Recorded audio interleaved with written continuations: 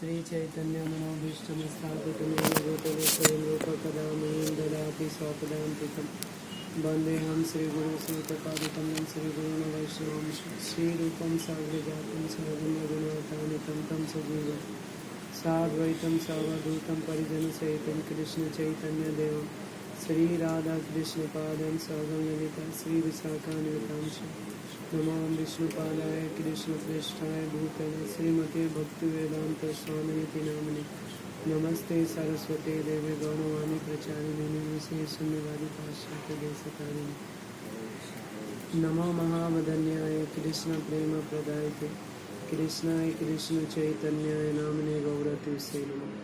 हे कृष्णा करुणा सिंधु दीनबंधु जगतपते गोपीश गोपिका कांत राधा कांता नमस्तुते तप्त कांचन गौरांगी राधे वृंदावनेश्वरी वृषभानुसुते देवी प्रणमामि हरिप्रिये वाञ्छा कल्पतरुभ्यश्च कृपा सिन्धुभ्येव च पतितानां पावनेभ्यो वैष्णवेभ्यो नमो नमः। जय श्री कृष्ण चैतन्य प्रभु नित्यानंद श्री अद्वैत गदाधर श्रीवासादि गौर भक्त वृंद हरे कृष्ण कृष्ण कृष्ण हरे हरे हरे राम राम राम हरे हरे। और इधर से दिस प्रश्न page number 100 and no. Today's incorporation of ISKCON.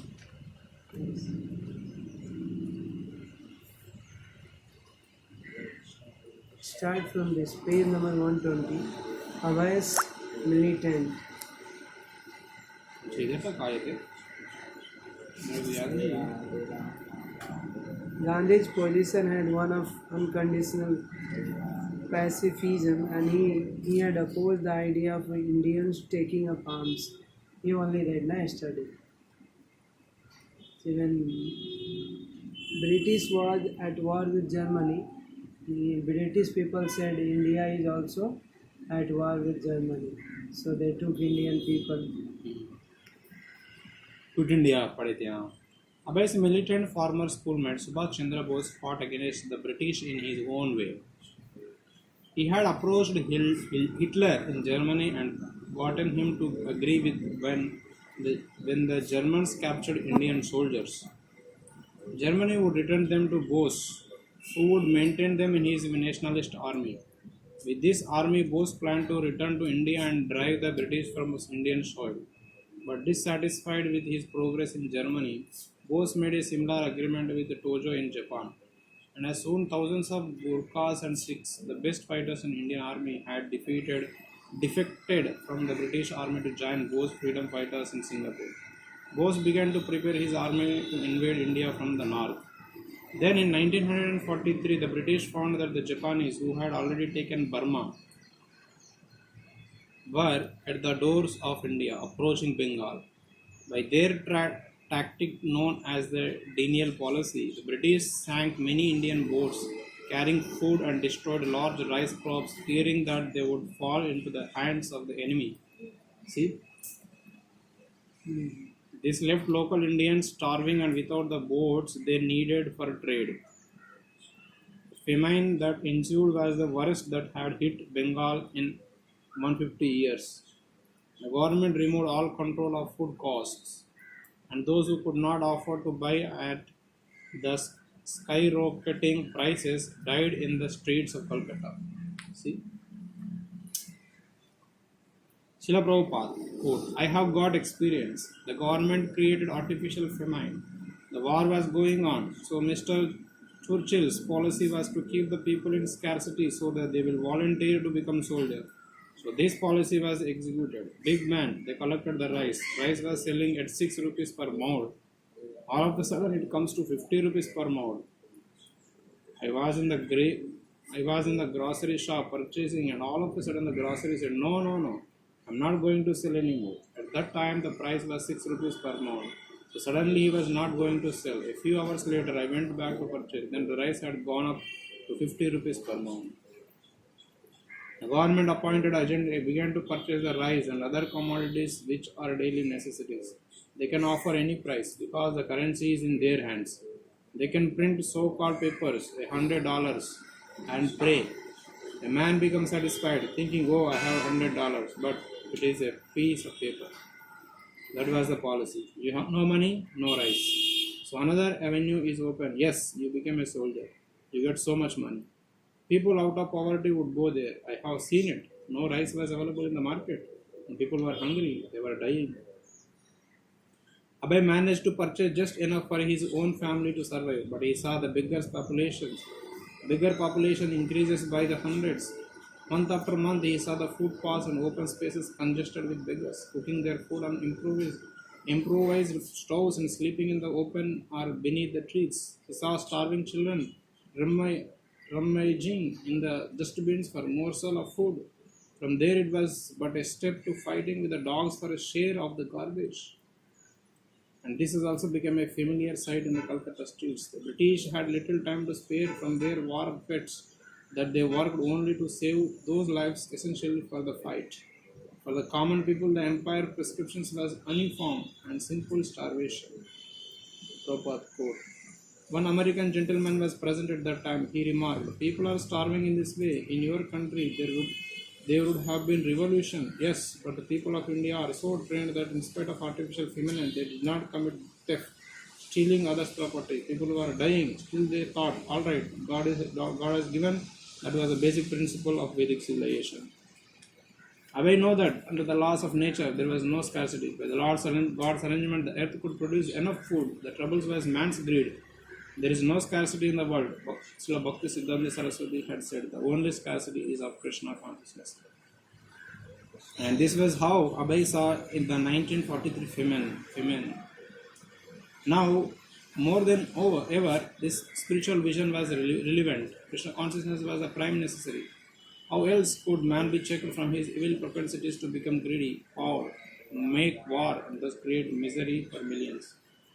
He had seen the heinous activities of British in India, their cutting of thumbs of weavers so that Indian-made cotton boots could not compete with a foreign-made cloth. Their shooting down of unarmed innocent citizens, their creating artificial famine, their propagating the myth that Indian civilization was primitive. Still, he did not believe that an independent India government would necessarily be an improvement. Unless the leadership was Krishna consciousness and neither Gandhi nor Subhash Chandra Bose was, then the government would be able to provide no real solutions, only stopgap measures. Without obedience to the laws of God, as expressed by the scriptures and sages, government would only increase human suffering. Then Calcutta was bombed day after day. The bombing was concentrated in specific areas such as Ittapur Fort Facility and Shama Bazar in North Calcutta, very near Abhay's home at Sita Kant Banerjee Lane. American planes had been leaving from airfields near Calcutta for targets in China and Japan. So the air raids on Calcutta seemed inevitable retaliation. It was the Japanese striking back. Or was it? Some said it was the force of Subhash Chandra Bose, since the bombs fell mostly in the European quarter. But for the people of Calcutta, it made little difference who had attacking it.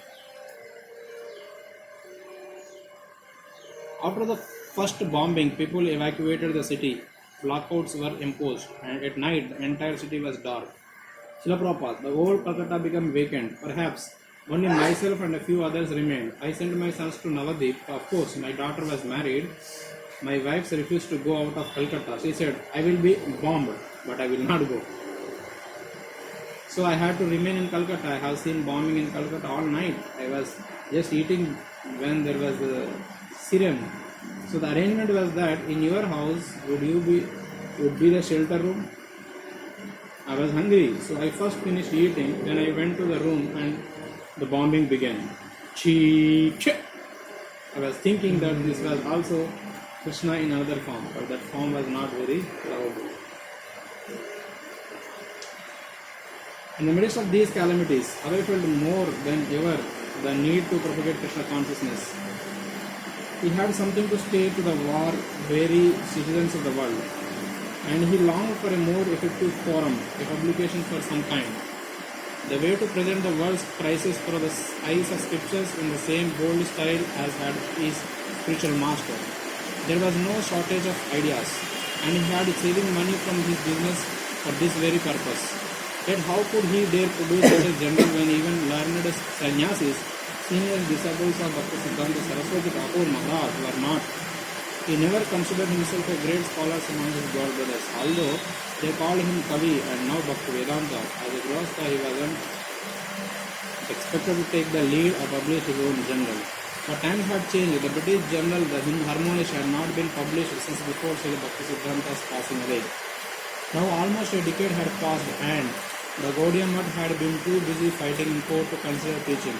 Long gone was the tireless spirit that for 10 consecutive years had produced the daily Nadiya Prakasha. No longer were four separately located printing presses pumping out transcendental literatures under the direction of Bhaktivinoda Thakur's empowered son. The process had been sold by Kunj Vihari. Times that had changed. The Gaudiya Mutt was only fighting, while the non-devotees were killing each other in the world war. From his front room at 6 Sitaram Pandit Banerjee, Abhay conceived, wrote, edited and typed the manuscript for a magazine, designed a logo and long rectangle across the top of the page. In the top upper left-hand corner was the figure of Lord Chaitanya, effulgent the rays of light like rays from the sun.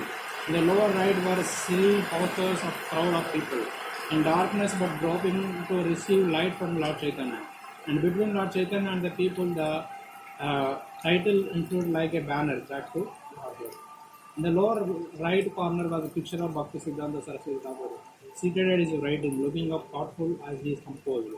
Above the logo ran the motto, God is light and nescience is darkness. Where there is a Godhead, there is no nescience. Below the logo were the following lines, edited and founded under the direct order of His Divine Grace, Srimad Bhaktisiddhanta Saraswati Goswami Prabhupada by Mr. Abhay Charan Dev.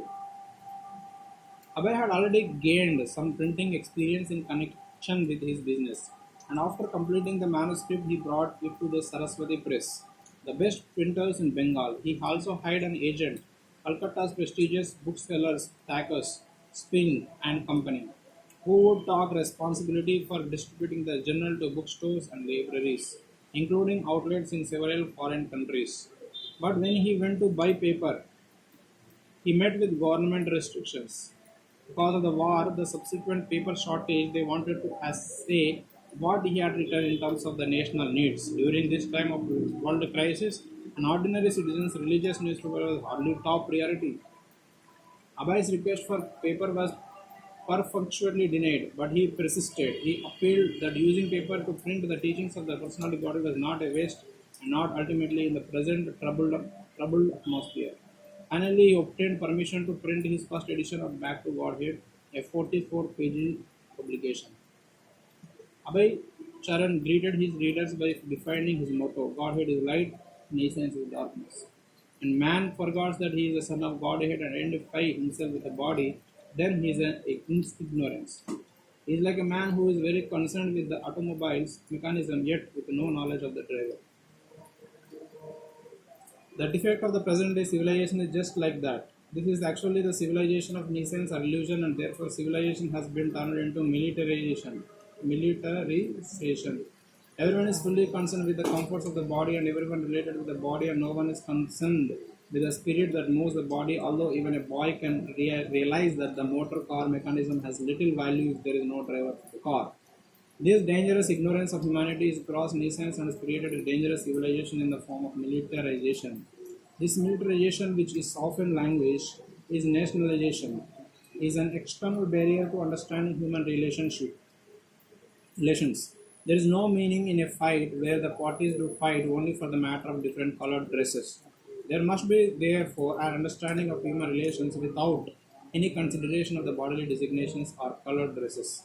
Back to Godhead is a feeble attempt by the undersigned under the direction of His Divine Grace, Srimad Bhaktisiddhanta Saraswati Goswami Prabhupada, the celebrated founder and organizer of Gaudiya Mutt activities, just to bring up a real relationship of humanity with a central relation of the Supreme Personality of Godhead. That there is a great and urgent need of a literature like this is keenly felt by the leaders of all countries, and the following statements will help him in the procedure.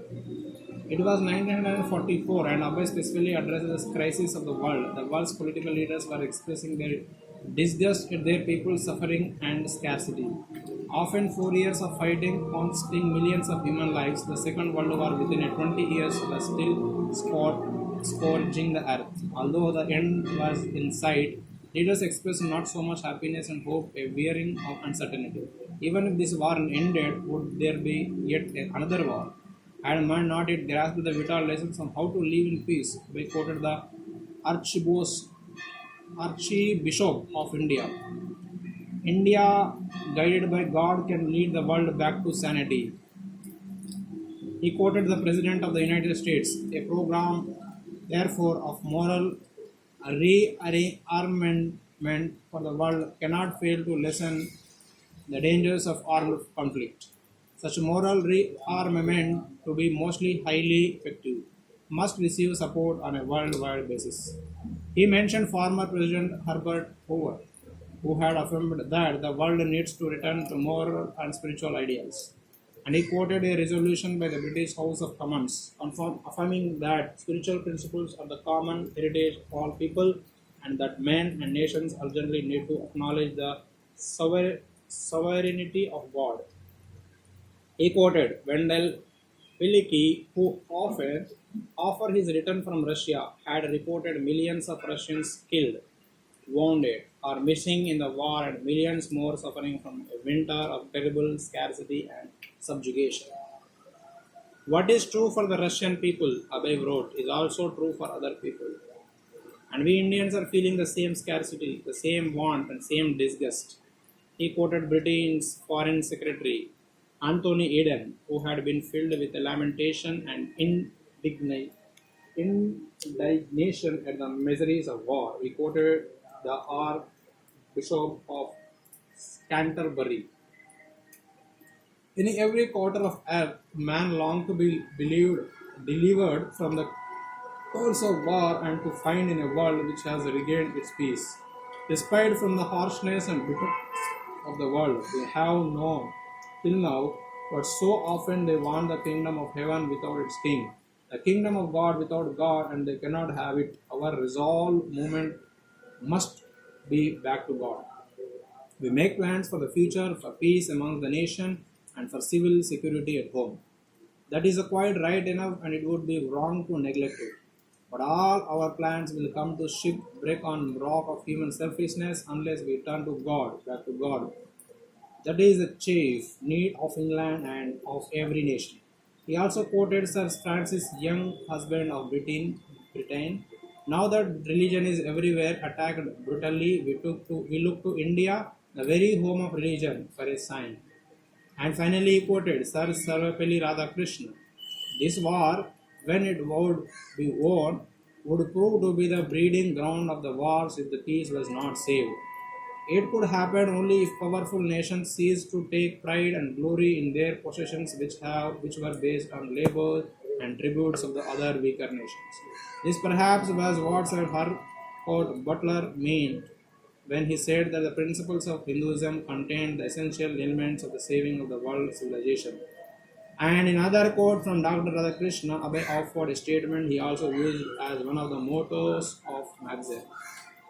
We have to defeat tyranny in the realm of thought and creative a will for the world peace. Instruments for training the mind and educating human nature should be used to develop a proper social outlook without which institutional machinery was of little use.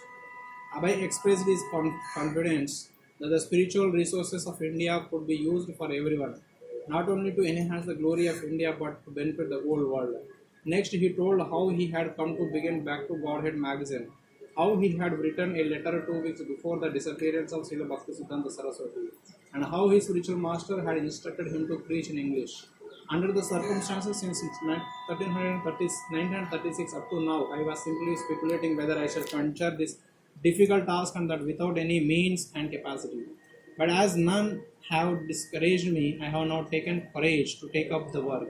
But at the present moment, my consciousness is dictating me to take up the work, although the difficulties are not over for the present situation arising out of war conditions.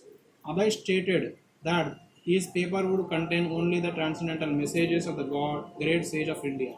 especially Lord Chaitanya, and his duty would be simply to repeat them, just like a translator. He would not manufacture anything, and so his words would descend as transcendental sound for guiding people back to Godhead. He admitted that the subject matters of back to Godhead, being from a totally different sphere of consciousness, might seem dry to his readers, but he held that anyone who actually gave attention to his message would benefit. Sugar candy is never sweet to those who are suffering from the disease of the bile, but still sugar candy is the medicine for bilious patients. The taste of sugar candy will gradually be revived if the bilious patient goes on taking sugar candy regularly for the cure of the disease. We recommended the same process to the readers of Back to Godhead. Abhay focused on presenting the timeless message of Vedas, but in context of current crisis. In this way, in this essay, Godhead and his potentialities, he presented Vedic evidence and logical arguments to explain the transcendental nature of Godhead and individual souls, both being deathless, blissful, and full of knowledge. Because men have forgotten and neglected their vital connection with God, they can never be satisfied in the material world, which is temporary and beset with unavoidable miseries. As spiritual souls, everyone is eternal by nature, and therefore everyone tries to avoid the onslaught of distresses and dangers which come one after another. But the material body is made for suffering and ultimately for destruction. The exodus of the residents of Calcutta to the other places out of fear of being raided by the Japanese bombs and due to the same tendency of non-destructible existence, but those who are thus going away do not remember that even after going away from Calcutta saved from the raids of the Japanese bombs, they are unable to protect their bodies and non-destructible in any part of the material universe, when the same bodies will be raided by the bombs of material nature in the form of threefold miseries. The Japanese also, who are threatening the Calcutta people from ruthless air raids of the increasing their own happiness by possession of lands, do not know that their happiness is also temporary and indestructible, as they have repeatedly experienced in their own fatherland. The living beings, on the other hand, who are designed to be killed by the nature's eternal, impersonal, invisible, so all these living entities who are threatened to be killed as well as those who are threatening to conquer are all alike in the grip of the Maya potency and therefore in the darkness. Abhay wrote that never by their own devices could men escape the conditions of destruction. So many world leaders were seeking relief from the war, but all were useless. Therefore, their attempts for peace were within the material conception of light. Their attempts were like attempts to alleviate darkness with the darkness, but darkness can be removed only by light. Without light, any amount of speculation of the human mind, which is also a creation of the material nature, can never restore the living entities to permanent happiness. In that darkness, any method of bringing peace in the world can bring only temporary relief or distress, as we can see from all creations of external potency. In the darkness, non-violence is as much useless as violence. While in the light, there is no need of violence or non-violence. Abhay did not deal exclusively with the war, and Theosophy ends in Vaishnavism. He criticized the shortcomings of the fashionable ideas of the Theosophy, which the followers of Madame Blavatsky had popularized in India. In congregational chanting, he upheld the scriptural prediction that the Sankirtan movement of Lord Chaitanya would spread to every town and village on the surface of earth. From this foretelling, we can hope that the cult of Sankirtana will take very shortly a universal form of religious movement, and these universal religions, wherein there is no harm in chanting the holy name of the Lord, nor is there any question of quarrel, will continue for years, as we can know from the pages of authoritative scriptures. The central theme of Back to Godhead was clearly the order of the Bhakti Siddhanta Saraswati.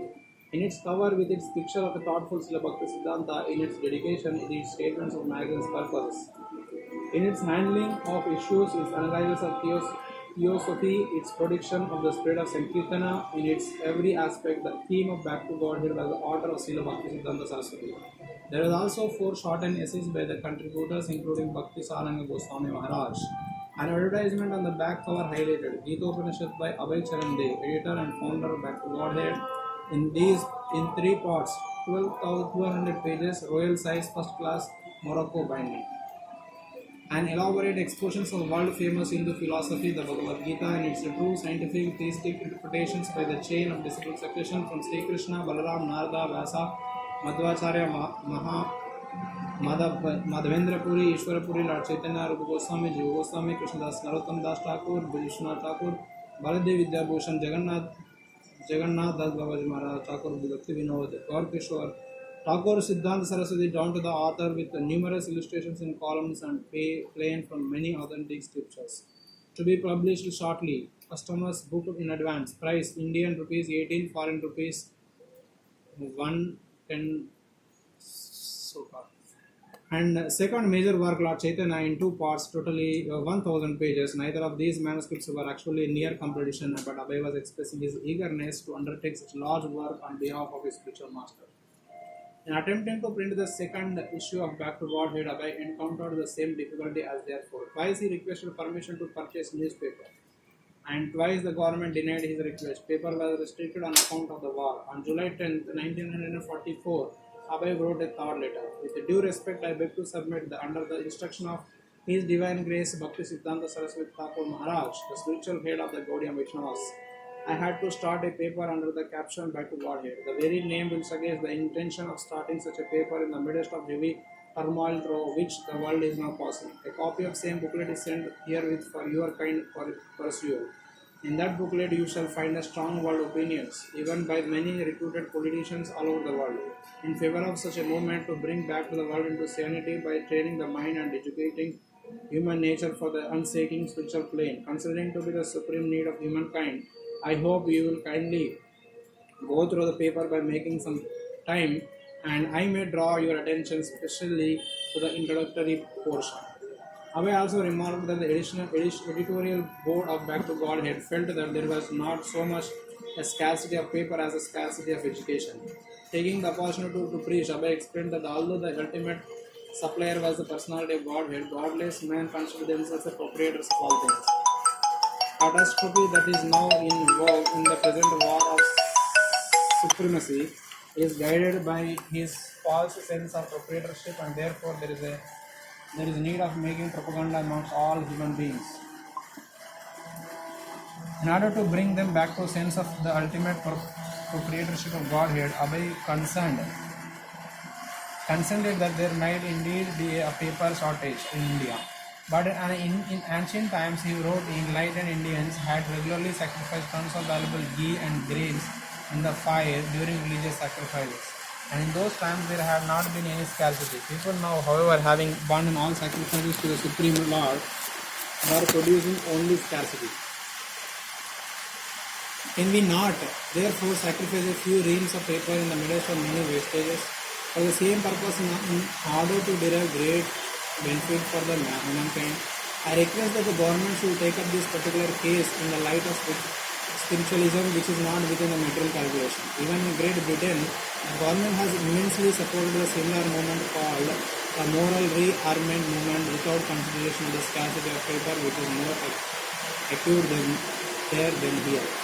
Let there be a page, only if not more, for the publication of Back to Godhead, for which we do not mind, but my earnest request is that the government should at least let there be a ventilation of this atmosphere for which my paper Back to Godhead is named. Kindly therefore give it a serious consideration and allow me to start even by one page every weekly or monthly as I think, just without thinking it as ordinary waste of paper. For the sake of humanity and God.